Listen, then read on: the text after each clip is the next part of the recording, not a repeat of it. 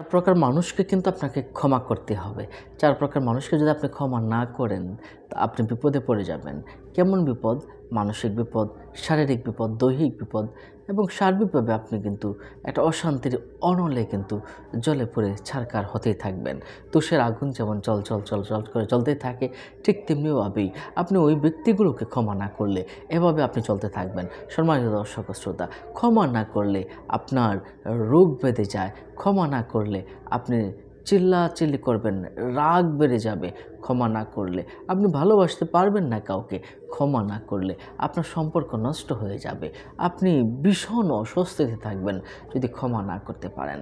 আর ক্ষমা আপনি যদি না করেন, তাহলে মানসিক স্বাস্থ্য এতটাই খারাপ হয়ে যাবে, যার কারণে আপনার ব্লাড প্রেশার হয়ে যেতে পারে। শারীরিকভাবে বিভিন্ন রকম সমস্যাগুলো এসে আপনাকে আঁকড়ে ধরতে পারে। বিশেষ করে রক্তচাপ আসতে পারে, তারপরে দৃষ্টিশক্তির লোপ পেতে পারে, তার ঘুমের মাঝে ব্যাঘাত করতে পারে, হৃদরোগের ঝুঁকি বেড়ে যেতে পারে এবং শরীরে যে রোগ প্রতিরোধ ক্ষমতাগুলো আছে না, এই ক্ষমতাগুলো কিন্তু নষ্ট হয়ে যেতে পারে। আল্লাহ, কি কঠিন! ক্ষমা যদি আপনি করে দেন, এই রোগগুলো থেকে আপনি ইনশাল্লাহ হেফাজত করবেন, থাকতে পারবেন। আর ক্ষমা করে দিলে রোগ ব্যাধি থেকে তো ভালো থাকতে পারবেন, সম্পর্ক সুদৃঢ় হবে, আল্লাহ পাকও কিন্তু খুশি হয়ে যাবে। সম্মানিত দর্শক শ্রোতা, কোন চারজন মানুষকে আল্লাহ পাক রব্বুল আলামিন, রাসূল সাল্লাল্লাহু আলাইহি ওয়াসাল্লাম এবং আমরা হাদিস শরীফে পাই, বিভিন্ন কিতাবে পেয়েছি, তাদেরকে ক্ষমা করতেই হবে।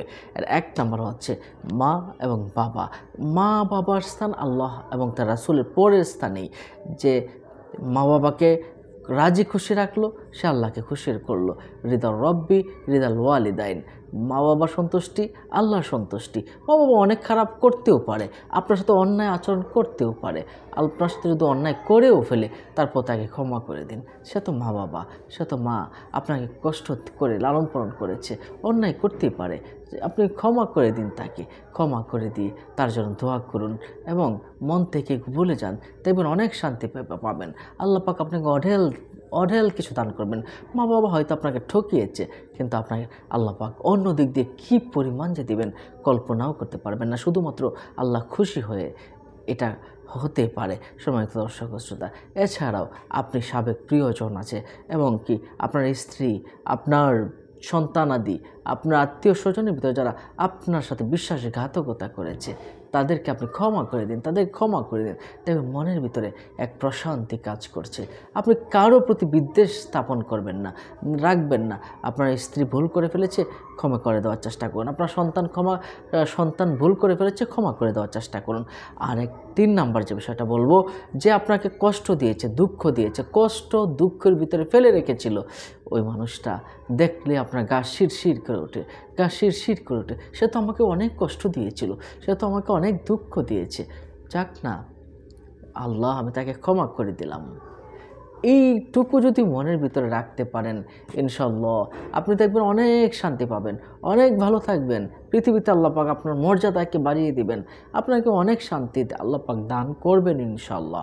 এরপরে আপনি যে চার নাম্বার যে বিষয়টা বলবো, এটা হলো নিজেকে ক্ষমা করে দিবেন। নিজেকে কীভাবে ক্ষমা করতে হবে? আপনি ভুল করে ফেলেছেন, এখন নিজেকে ক্ষমা করতে হবে। কিভাবে?